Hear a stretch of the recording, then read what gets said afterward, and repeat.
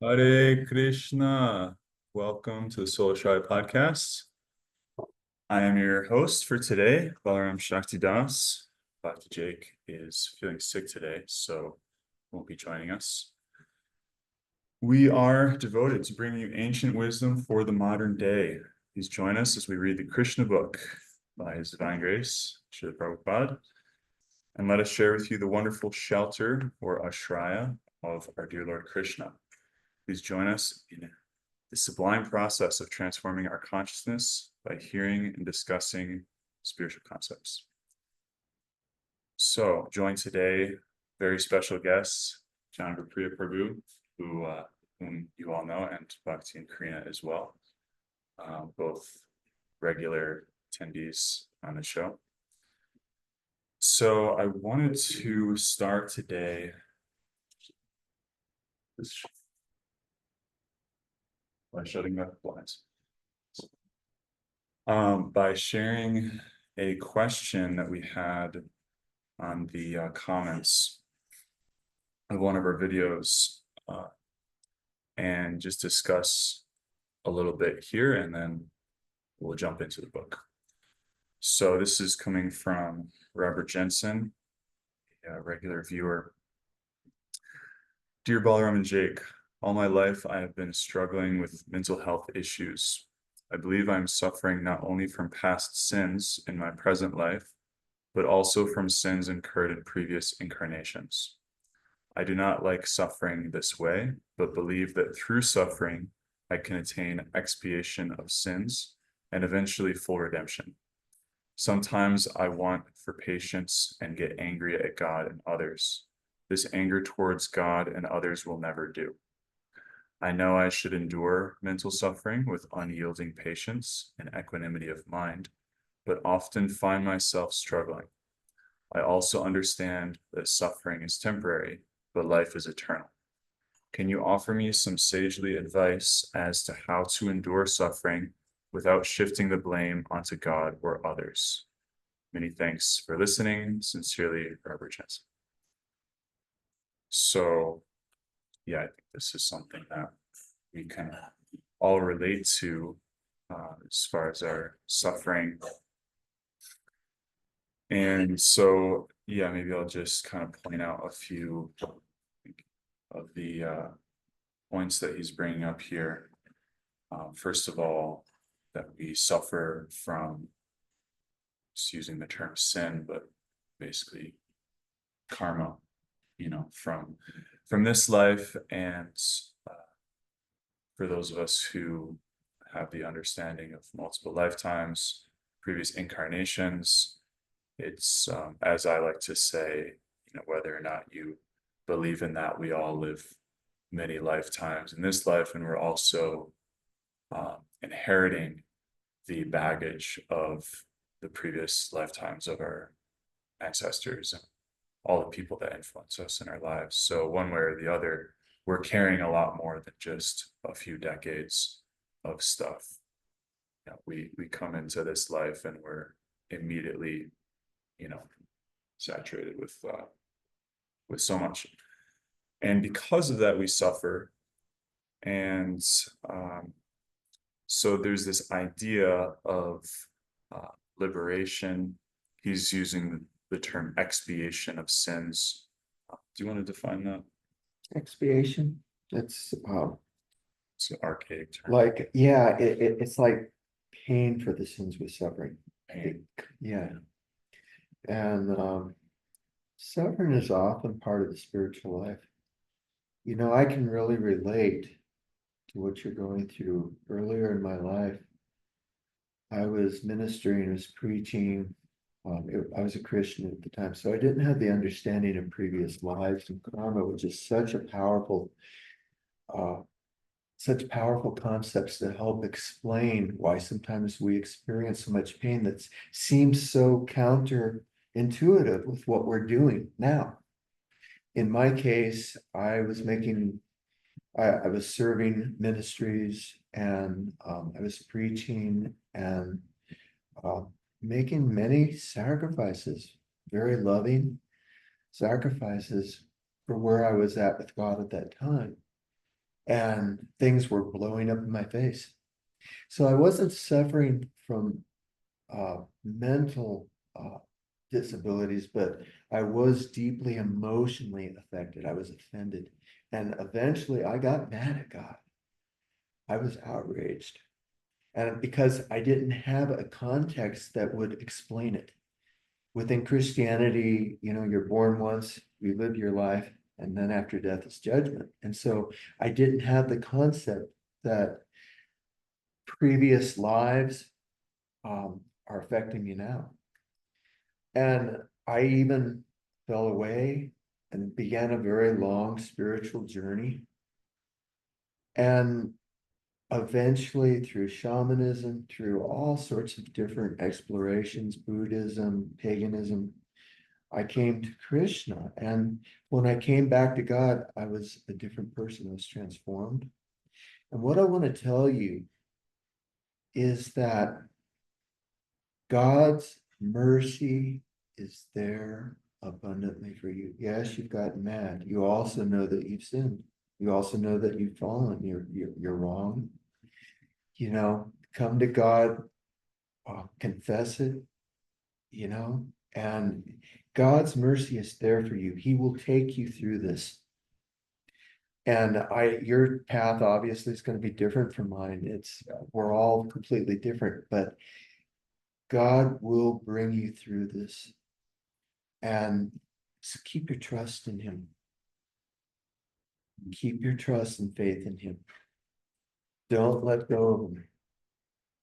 And he will bring you through it. I did fall. I went on a very long spiritual journey, but God's mercy and grace was there at every step of the way for me, and it will be for you too.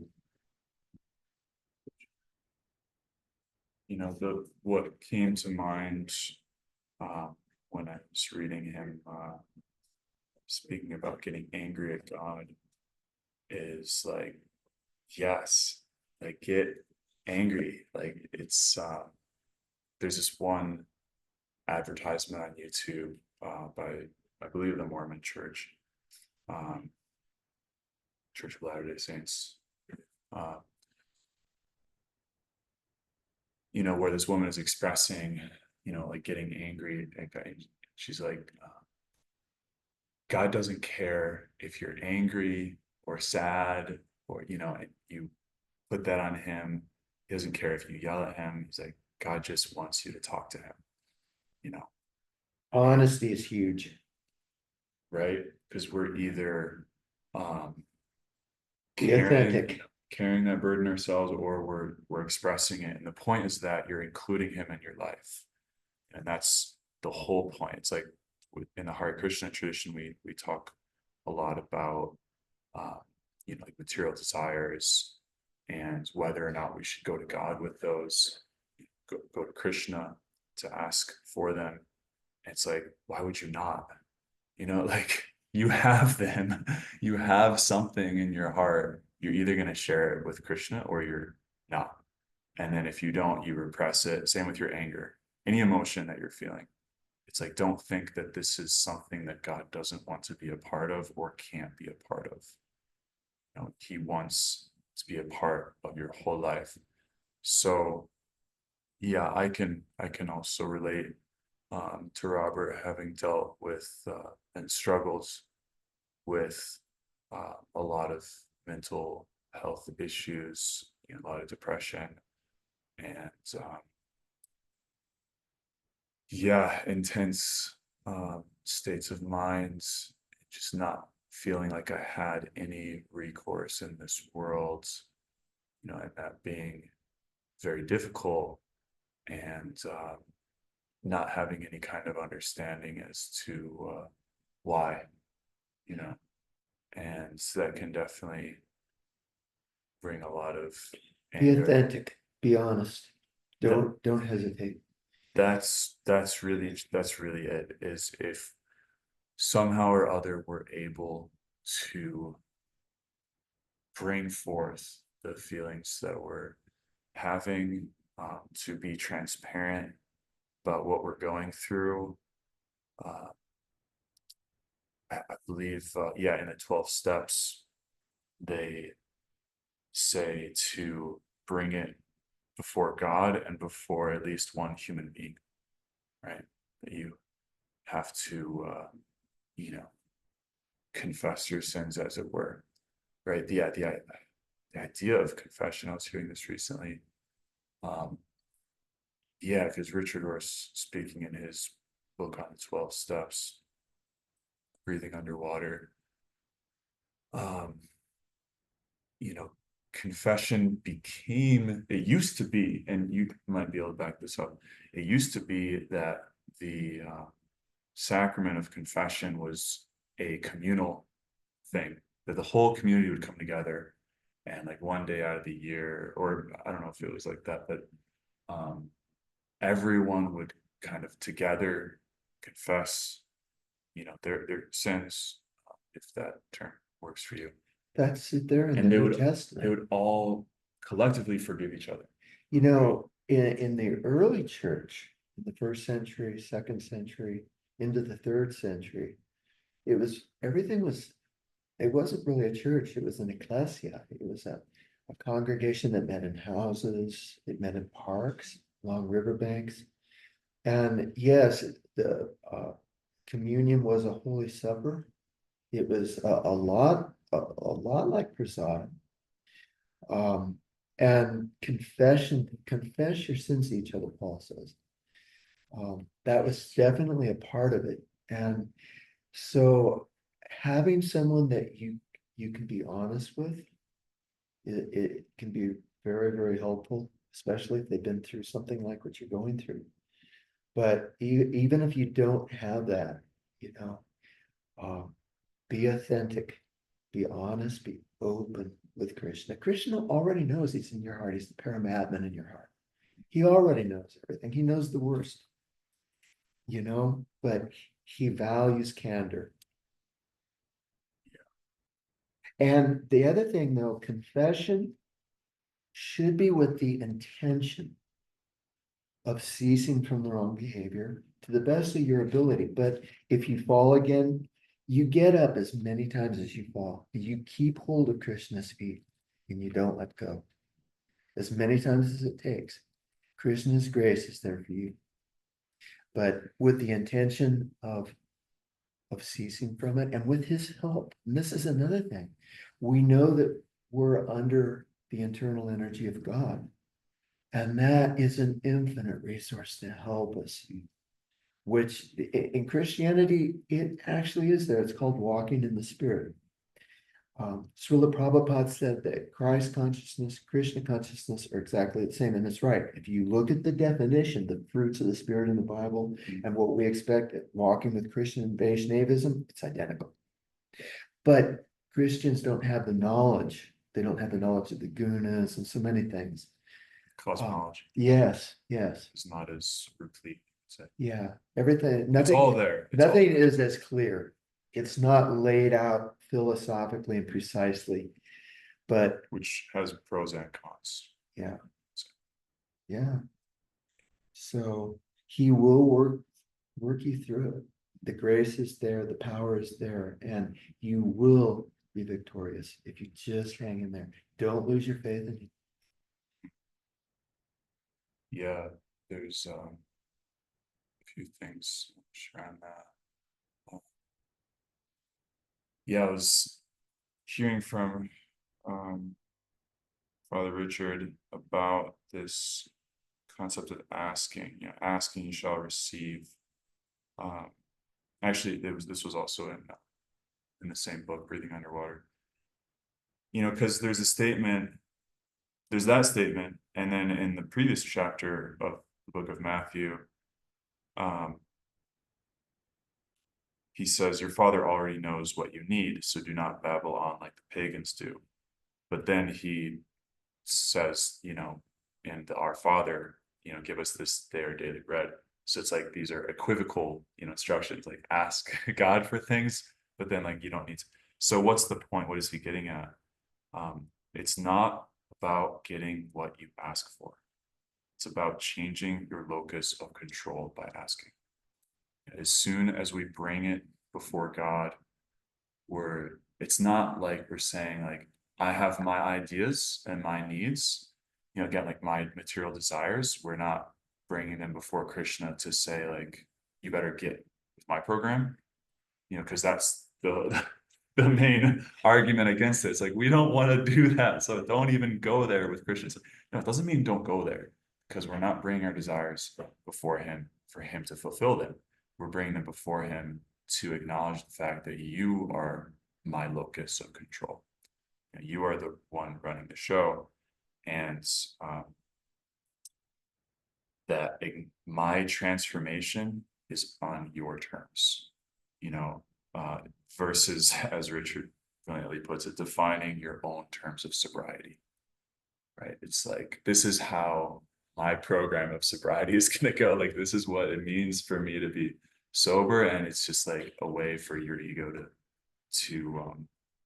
Part of that too, you surrender to Christ, we surrender to Krishna, but you surrender, but then something happens, you get mad, you're having problems, you have to resurrender. You have to keep surrendering. yeah. It's an active process. And it culminates eventually with tremendous fruit in our lives, but it is a process. It's not a one-time thing. Keep surrendering. If you blow it, back and tell him, Krishna, here I am again. I've blown it. And I don't want to. I surrender to you. I want your will and not mine. As many times as it takes. Yeah, it's not a one and done thing, so that would be very transactional. It's like, all right, I surrendered. Now, why isn't everything? No, Why isn't everything just falling at my feet? yeah, it's a whole consciousness. It's a lifestyle of living, following, right, of bearing your cross daily. Yeah, I was also wanting to share with the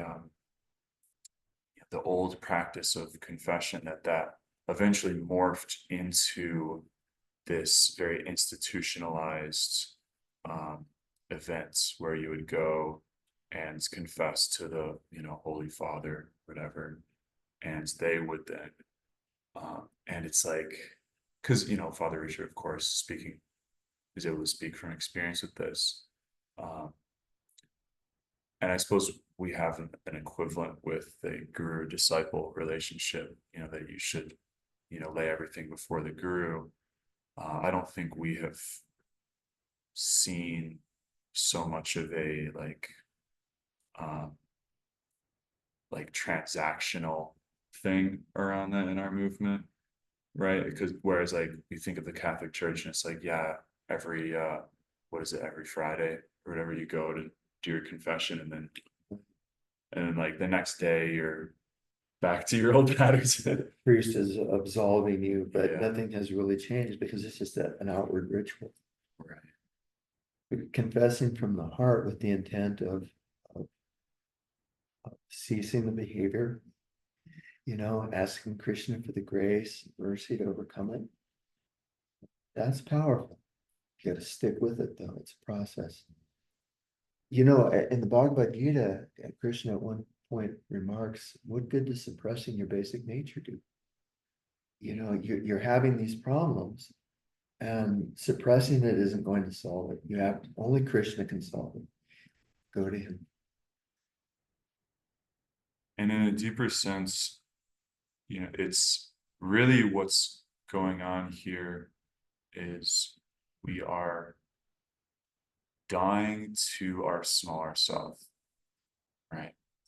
And falling back into the greater self. Christ is not a separate entity from you. Like that is deeper reality. It's who you really are, but that you is the you that isn't thinking itself to be this separate entity that then operates under this mode of control and all of the things that go along with that ultimately are destructive to self and others, and then that's how karma plays out. It's not that God is ever punishing us. We're not we didn't go to God.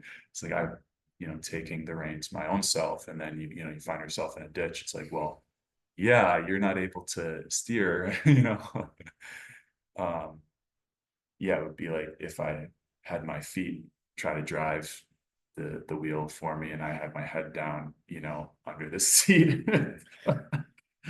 No, that's not the part of you that is meant to do that. There's that God self, that union with whom means suffering with humanity. So that's the whole self. The whole self doesn't deny the aspect of love that demands suffering, right? It's like we want life to be perfect, and so we project that need onto others, and that comes with what I would call the beast of burden, right?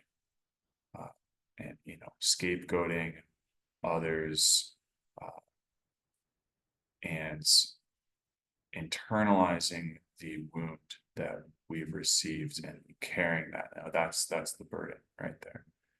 Um, rather than transforming that into a burden of love, the understanding that to be embodied means to suffer.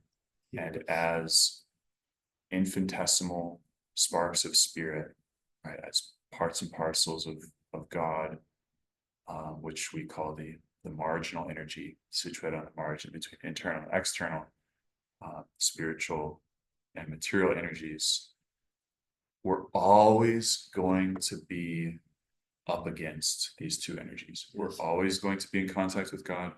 We will always be in contact with matter and the suffering that is there in that. So there's two ways of living: either holding resentment against matter by how we have dove into that world, and uh,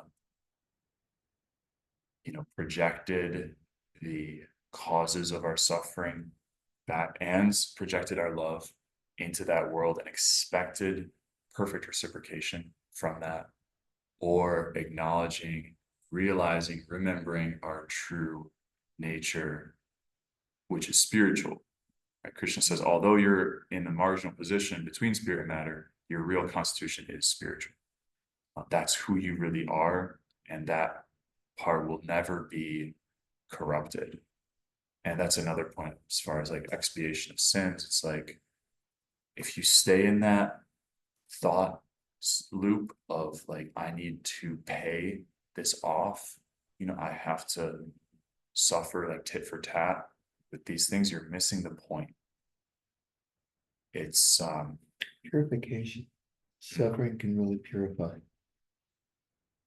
And that's another aspect. If you accept this suffering and flow with it and surrender it to God and even thank Him for it, it's a powerful purifying agent. We're all, when we come to Krishna, we're covered with the material energy. We've been contaminated by millions of lifetimes in the material energy. We've been programmed by it. And so suffering is an agent of removing these layers of material energy of contamination. And just being cleansed itself can solve the problem. Yeah, that's really where I was wanting to go with that. Is there's like, well, there's three levels, right? As we discuss from time to time. There's the physical, historical level, there's the subtle psychological level, and then there's the spiritual transcendental level. So often we get stuck in the first level, right? That's just the natural conditioning of human reality, is be stuck in the past and thinking that we can't change that. And that's where transactional religion comes in and says, oh, you just do this thing, we can change the past and so forth, or we'll pay that off. But really what's going on is your psychology is carrying the wound with you, and you need to deal with it here now, and it's within you. And there's many ways, every tradition has their method for addressing this psychology, right? And then there's the spiritual, which, as you're saying, cleansing, just coming into contact with God. They say that the chanting of the Hare Krishna Maha Mantra bathes the soul, right? And you feel that if you're in contact with divinity, you'll feel this grace washing over you. And it's understood, it's immediately understood. Like, that's how you know. It's the understanding and the realization of that self that is that stands always above, in a, so to speak, all of the psychology. It's like, oh yeah, it's like being lost in the dark and then the sun rising, right? It's a common metaphor given. So yeah, it's breaking through our psychology, which thinks that we stand alone. That's the disease of the psychology. It's thinking that I am an island, and I have to suffer these things and bear these things myself. But the point is to die to that self by shedding light on it, by acknowledging it, by being open about it. And by doing so, we're allowing that membrane to be, between us and the world, us and the other, us and God, to dissolve. And we break through the psychology of that isolated, insulated self into this cosmology of our relational constitution. Jesus, one of the key scriptures that he talked about, if anyone wishes to come after me, let him deny himself daily, take up his cross and follow me. And the cross is that we're dying to that old nature, that's been programmed by the material energy. It's full of lust, it's full of greed, it's full of selfishness. Surrendering is laying that selfishness aside and surrendering to God and following him. Taking up the cross is dying to those old lusts. But we do that with the power of God. We do that walking in Krishna consciousness. That's the power to actually do it. And so that's another. Yeah, absolutely. Yeah. I love that. Yeah, taking up your cross daily. It's like in my case, so many years just searching for some way out, some way to push aside or bury those wounds, those pains, and just not being able. Not sure. Yeah. To speak to that, like the intensity and the healing potential of sharing that and owning what you're feeling and allowing your heart to be revealed to your community, especially if you have, devotees who are connected with that supreme source, because the wound itself, that pain, does connect you to what is more deeply human. And you'd be surprised how many people are surrounding you who go through the same things in silence. Yes. And thus, concretize that energy, and it can't be released unless it is, allowed to breathe. And community, a safe community, can be that space to hold that and to release some of that pressure, to connect you to your fellow community members, and to share in that space can be really good. And to remind you who you really are. Yeah. Right. Mm-hmm. It's like, oh, you go through that too. It's like, yes. And, we have come to understand there's a power greater than us, that there is a nature to the self that can bear. It's like, that is the mystery of the cross. That is the mystery of the second birth, which is present in every tradition, right? With Christianity, obvious example is death and resurrection of Jesus Christ. And in the, Vaishnav tradition, it's it's not so, I don't know if obvious, or it's not so like palpable as that, but it's in the initiation into spiritual practice, which leads to eternal love. It's the cultivation of eternal love, because you are directly making contact with that spiritual energy. And it may not be as dramatic, maybe that's a better word. It's not as dramatic, but it's by constant watering of the seed of the true self and true love, we gradually develop this sense of the self that not only endures, but gives glory to God in the suffering, right? That we are able to I suppose persist through it, right? It's like there's a part of you that survives.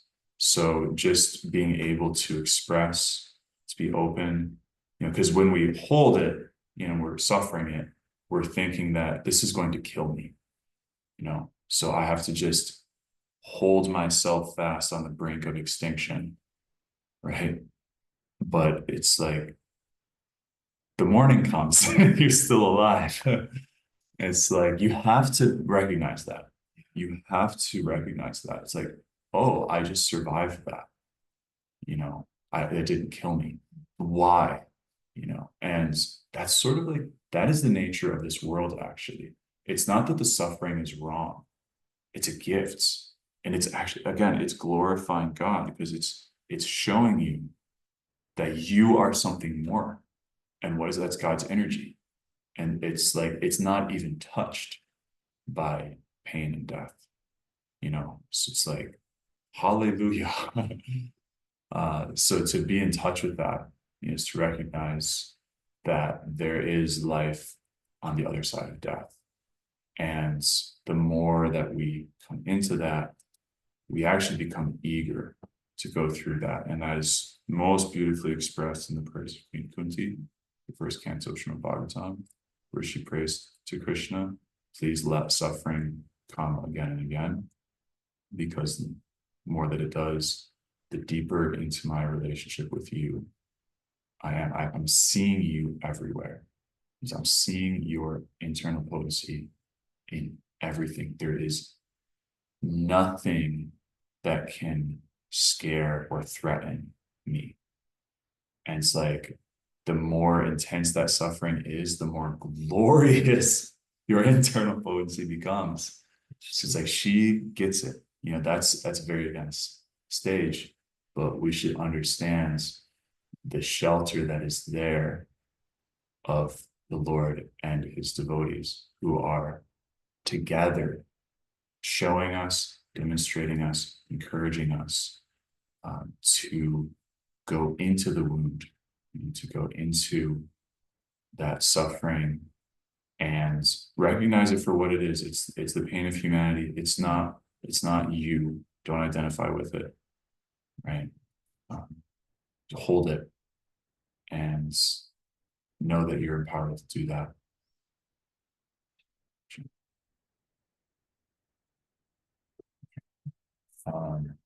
Any other comments? Well said. Yeah, felt pretty thorough. Yeah. Prayers. Yeah, seeing where we left off, we have. Okay, we have some time actually. We're on last show, okay? Yeah.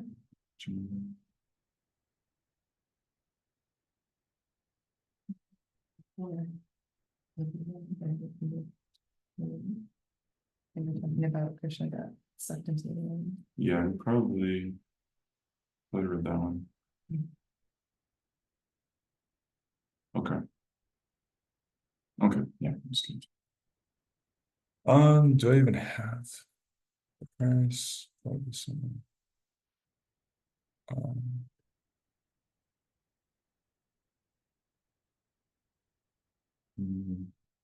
No, I did not think to pull that up ahead of time. Sorry about that, folks.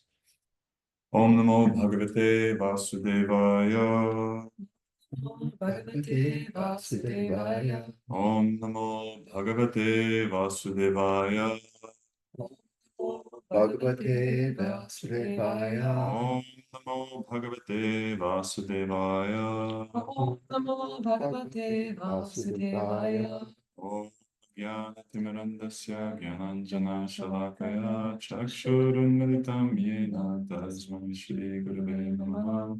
Namo Om Vishnu Padaya Krishna Prishtaya Bhutale Shrimate Bhaktivedanta Swami Nityanamine Namaste Saraswati Deve Gauravani Pracharine Nirvishesha Shunyavadi Paschatya Pancha Kalpatarubhishcha Kripa Sindhubheva Patitanam Bhavanebhyo Vaishnavebhyo Namo Namaha. Shri Krishna Chaitanya Prabhu Nityananda Shri Advaita Gadadhara Shivasadi Gaura Bhakta Vrinda Hare Krishna Krishna Krishna Hare Hare Hare Rama Rama Rama Hare Hare.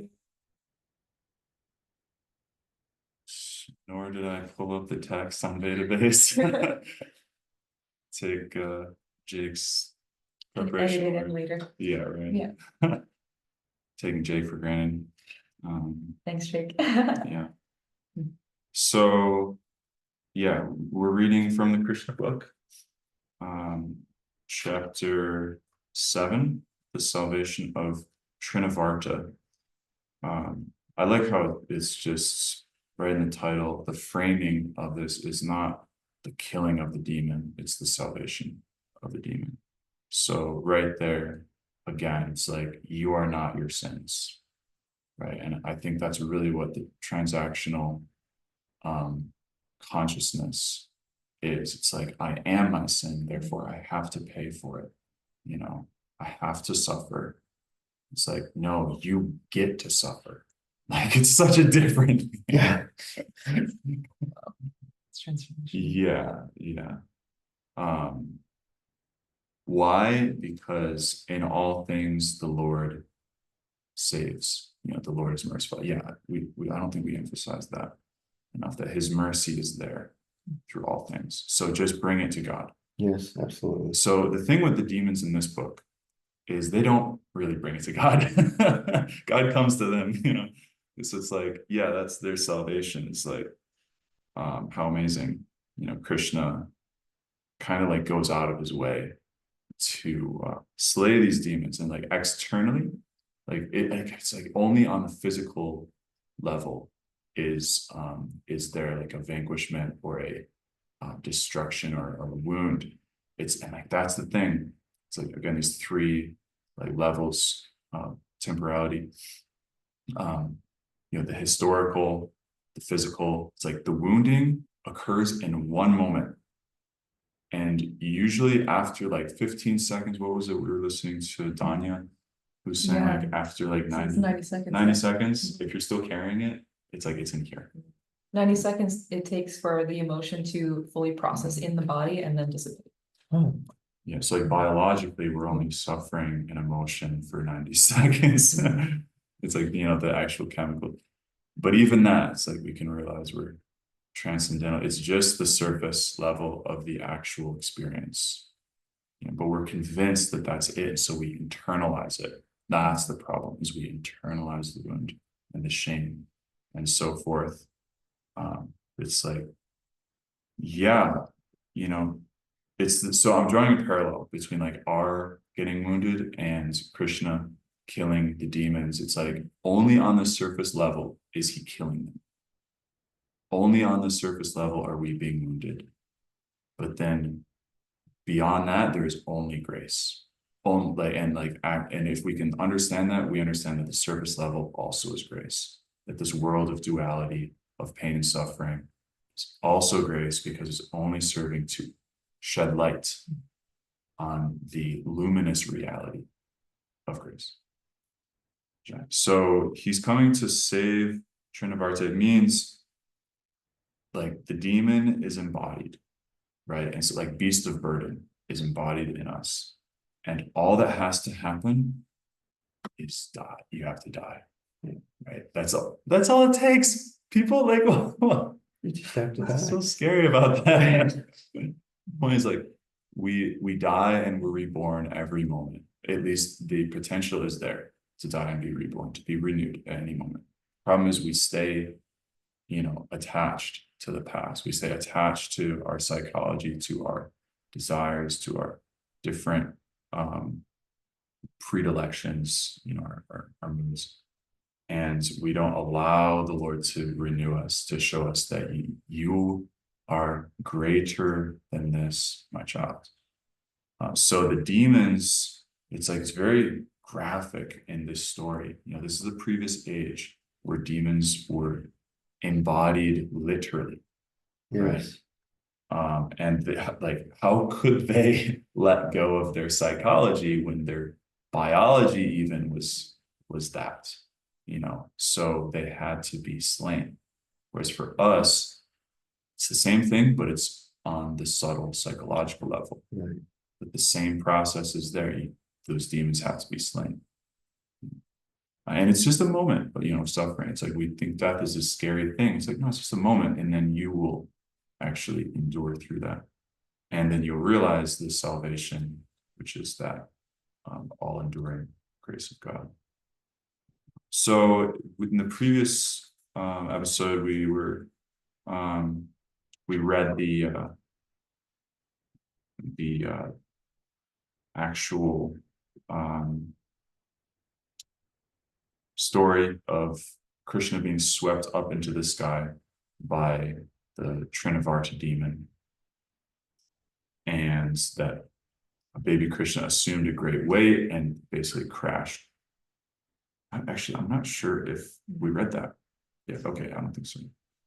So yeah, because we were talking about Mother Yashoda, and again, that pain just being on the surface level, and this is a whole other aspect, but I think we got into it nicely last week. The deep emotion that is the bond of love, and that the suffering when it's not, how was I saying? It's like you get to suffer, right? It's like suffering is, it's the burden of love, because that's what connects you with others, is the suffering that is necessary for love. That's why there's the internal and external energies of God. It's like, this is the intelligence of God. People think that if God was more intelligent, there would only be the internal energy. There wouldn't be external energy. There wouldn't be suffering. God is not so foolish. He knows that love means you have to have that oscillation of union and separation. You have to have that free will of turning towards and turning away from. Because when you turn away from love, it can draw you in so much deeper. So Mother Yashoda gets that. Trnavarta does not. Okay, so Mother Yashoda is crying. It's a beautiful scene internally. Externally, it's horrifying, but yeah. So moving forward here, you want to read this part? Sure. The Trinavarta demon went high into the sky with baby Krishna on his shoulder, but the baby assumed such a weight that suddenly he could not go any further, and he had to stop his whirlwind activities. Baby Krishna made himself heavy and began to weigh down the demon, catching hold of his neck. Trinavarta felt the baby to be as heavy as a big mountain, and he tried to get out of his clutches, but he was unable to do so, and his eyes popped out from their sockets. Crying very fiercely, he fell down to the ground of Vrindavan and died. The demon fell exactly like Tripurasura, who was pierced by the arrow of Lord Shiva.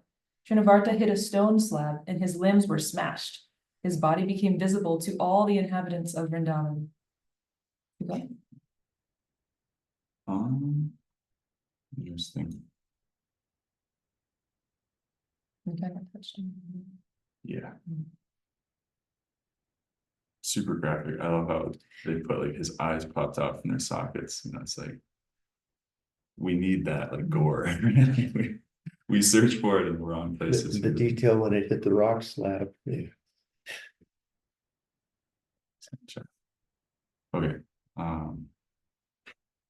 Yeah. I just really I think we've touched on this before. It's another theme of the book. You know, it's like having like gore and so forth. It's an actual rasa, right? Right, of the 12 rasas. There's 5 primary rasas. Those are the flavors of love that we have for divinity. And then there's 7 secondary sort of like embellishment moods. They embellish, right? And so horror or ghastliness is one of those moods.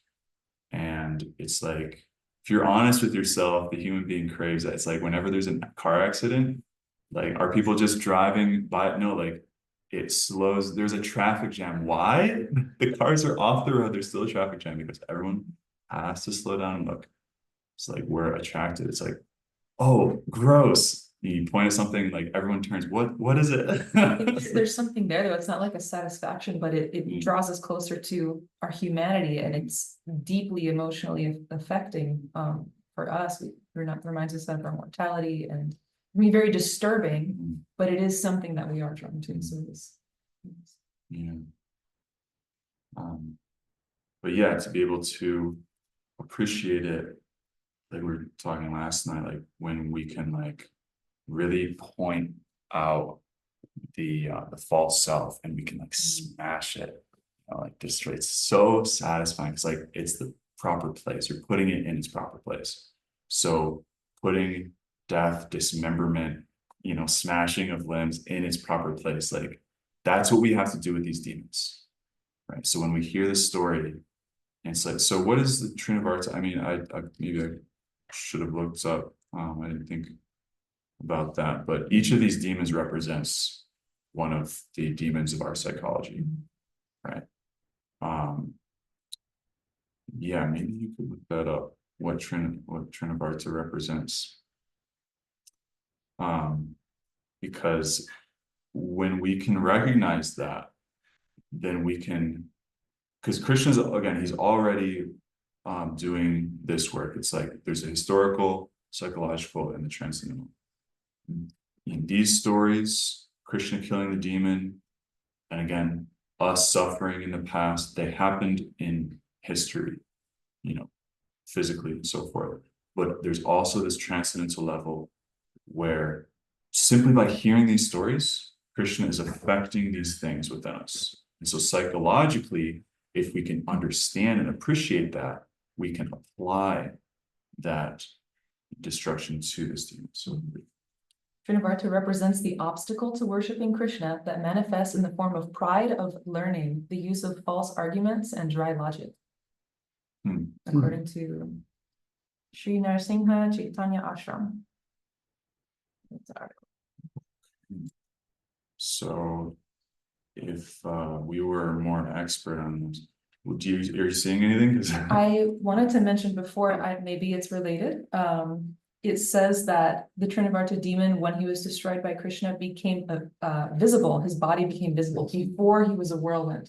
So you could not see his form. And then once destroyed, then he became revealed. I suppose that's sort of like our pride. It's like we don't want ourselves to be seen. The wind of the intellect and all of these thoughts that hide what's actually in the center. Yeah. And yeah, we don't want that to be seen. We don't want it public. Yeah. The core is being shielded by so many speculative arguments.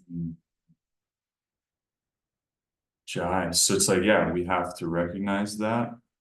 It's like in one sense, yeah, all that's needed is chanting Hare Krishna, connecting with the internal potency, just transcend.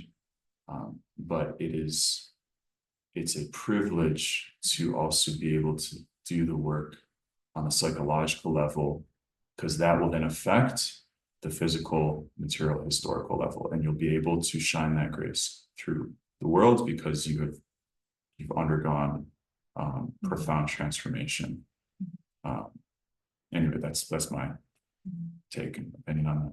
And how does Krishna destroy the demon? By becoming so heavy that he's pulled down to earth. Wow. Yeah, that's what we need. It's like, I'm like way up here. It's like, all right, Balaram, come back down. Humility is rooted in the word humus, Yeah. Hmm, soil. soil. Yeah, it's pulled down to earth. So, yeah, we need to, it's like whether by choice or by force, we need to be pulled down. And we can apply this imagery. By choice might be easier.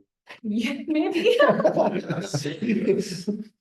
Yeah, so yeah, apply this imagery, very helpful whenever we find ourselves spinning out into these crazy head trips.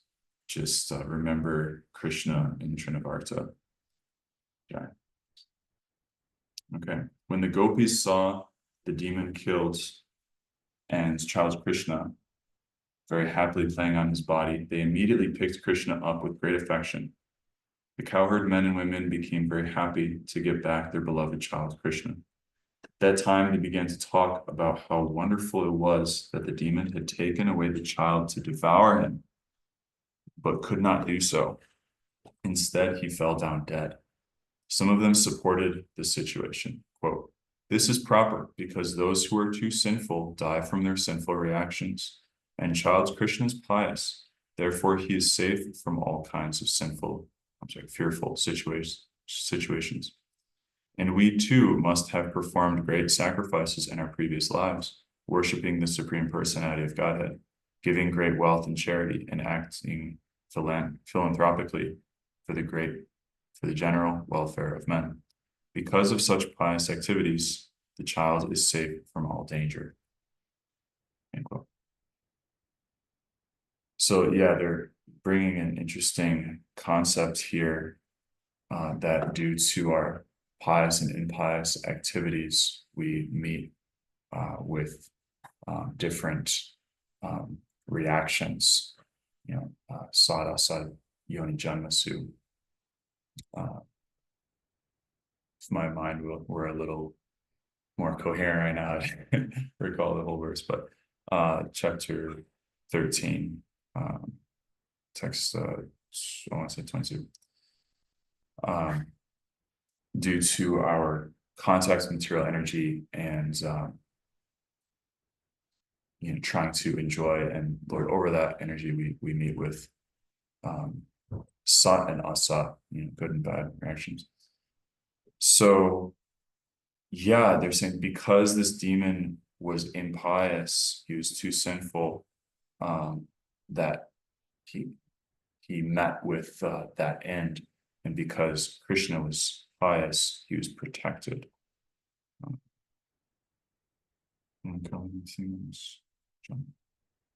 Yeah, it goes back earlier to our conversation about the person that wrote in. These concepts, so much of what we experience, but actually most of what we've experienced compared to what we've lived in this life, 30 years, 60 years, whatever it is, our previous lives stretch back an unknown but almost unimaginable number of lives. And so this concept can help you deal with suffering too. And it can help you deal with, just the whole context of your life. Mhm. Yeah. And also giving impetus to turn the ship around, so to speak. Make good decisions. Yeah. We don't do it, when we're ruled by the internal energy, we're no longer under karma. We're not creating new karma if we're in Krishna consciousness. But, at times when we're suffering and we're in pain and we can't see God, where are you in this? Make good decisions. Yeah. Steady your boat and keep your chanting, keep walking with Krishna, the regulative principles, keep observing them, be faithful, because Krishna's right there with you. And it'll clear up. Mhm. Yeah, don't identify with those voices. Jai, you want to read? You're okay with that one, Professor? The gopis assembled there, spoke among themselves. What sort of austerities and penances we must have undergone in our previous lives.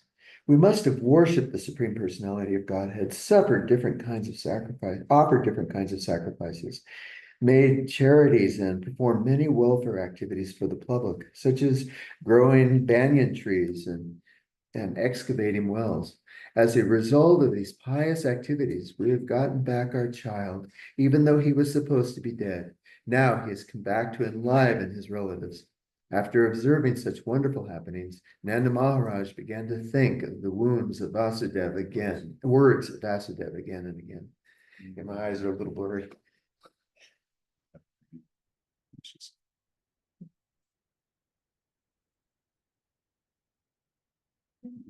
After this incident, when Yashoda once was nursing her child and patting him with great affection, there streamed a profuse supply of milk from her breast, and when she opened the mouth of the child with her fingers, she suddenly saw the universal manifestation within his mouth. She saw within the mouth of Krishna the whole sky, including the luminaries, stars in all directions, the sun, moon, fire, air, seas, islands, mountains, rivers, forests, and all other movable and immovable entities. When Mother Yashoda saw this, her heart began to throb, and she murmured within herself, "How wonderful this is!" She could not express anything, but simply closed her eyes. She was absorbed in wonderful thoughts. Krishna's showing the universal form of the Supreme Personality of Godhead, even when lying down on the lap of his mother, proves that the Supreme Personality of Godhead is always the Supreme Personality of Godhead, whether he is manifested as a child on the lap of his mother or as a charioteer on the battlefield of Kurukshetra. The concoction of the impersonalists that one can become God by meditation or by some artificial material activities is herewith declared false. God is always God in any condition or status, and the living entities are always the parts and parcels of the Supreme Lord. They can never be equal to the inconceivable supernatural power of the Supreme Personality of Godhead.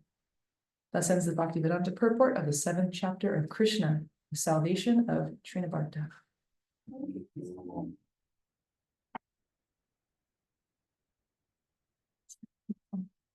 Yeah, so that's like a whole nother conversation right there. And because this happens again at a later time. Soil. Yeah, Mhm. yeah. So yeah, I've forgotten that there's 2 instances of Yashoda seeing the universal form within Krishna's mouth. So yeah, we'll have another opportunity to discuss this. So we're running out of time here. I don't remember what time it started. I think it's 1/4 after, but a good reminder that we'll plug in to the end of this episode, that God is always God and we are always the part and parcel of God. So, our Krishna conscious philosophy is very skillful at laying out the constitutional nature of the soul and of God, of the world's karma, time, so forth. Tremendous clarity. Yeah. And it was most profoundly espoused by Lord Chaitanya Mahaprabhu with the philosophy of Achintya Bheda Bheda, the inconceivable simultaneous oneness and difference. And that it's inconceivable not because we can't conceive of it. This is actually brilliant.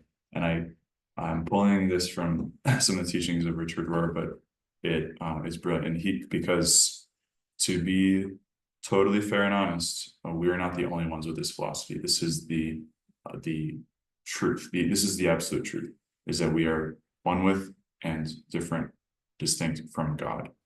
And if you come to know God, you will come to know yourself, and you will know that you are one with God and you are also a part and parcel. And so he also explains this Achintya Bheda Bheda philosophy, but in Christian terms, which is why I consider him a guru for myself.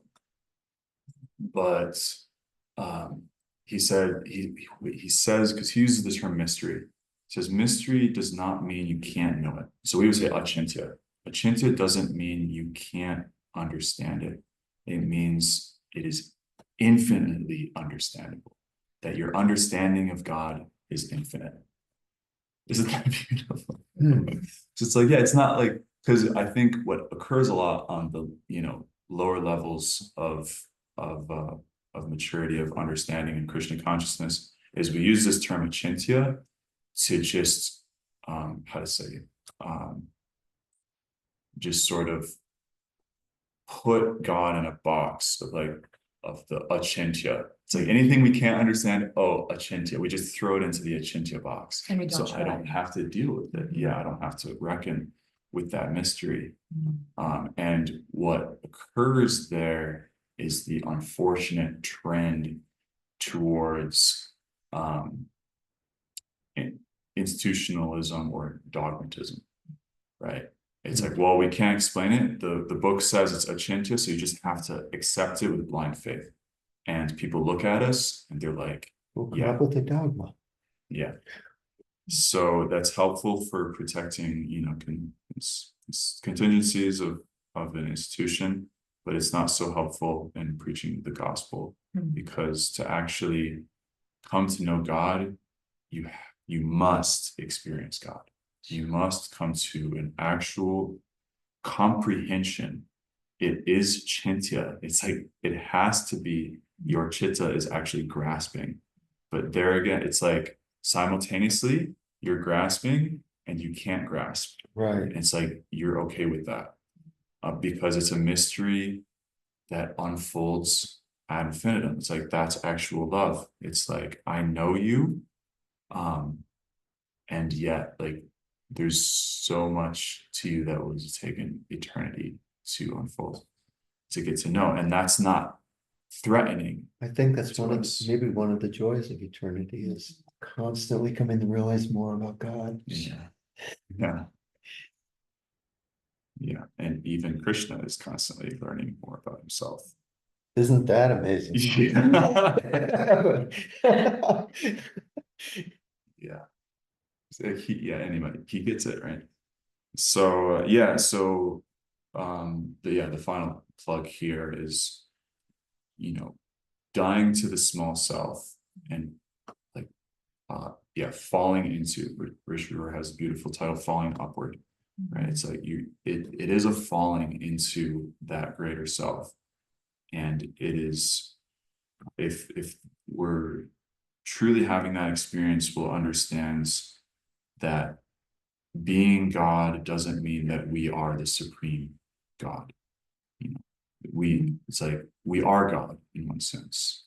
It's like, again, like the Hare Krishnas have a really hard time, like how to say, entertaining that kind of talk, so the personalists, they say we're one with God, and it's like they just like have to shut that down before the discussion can go any further. But it's like, they're not wrong, it's just, it's not a complete understanding. Not a complete understanding. I like the metaphor of the tree. So God is the totality of the tree. He's the roots, the trunk, branches, fruit, leaves. We're like a leaf, we're a flower, we're fruit. We're one with the tree. We're Can't say part that of that's it, not. but we're not the tree itself. We're a leaf, we're fruit, or whatever. And I've always found that a good metaphor. Yeah, if I were to point at your hand and say, is that you? Right. You wouldn't be able to say no, but to say yes. It's a very incomplete understanding. Yeah. In fact, it would hobble you. Jai, well, I think that's a great place to sign off. Thank you to our two wonderful guests for joining me today. And thank you all listening, making this possible with your support and prayers, both heard and unheard. Special thanks to Robert for being a faithful listener and honoring us, giving us so much faith and goodwill, and trust in, hearing something from us, and so asking such nice questions, such vulnerable questions. Yeah, So, wonderful. yeah. Thanks for enlivening our day. Yeah, so please, if you've appreciated this podcast, you can like and subscribe. Please share and comment if you feel so inclined. Love to hear from you. So we'll end the podcast as we always do, taking shelter of the holy name by chanting 3 times the Maha Mantra. Hare Krishna, Hare Krishna, Krishna Krishna, Hare Hare, Hare Rama, Hare Rama, Rama Rama, Hare Hare, Hare Krishna, Hare Krishna, Krishna Krishna, Hare Hare, Hare Rama, Hare Rama, Rama Rama, Hare Hare, Hare Krishna, Hare Krishna, Krishna Krishna, Hare Hare, Hare Rama, Hare Rama, Rama Rama, Hare Hare. Jai. Thank you. We'll see you next time. Haribol.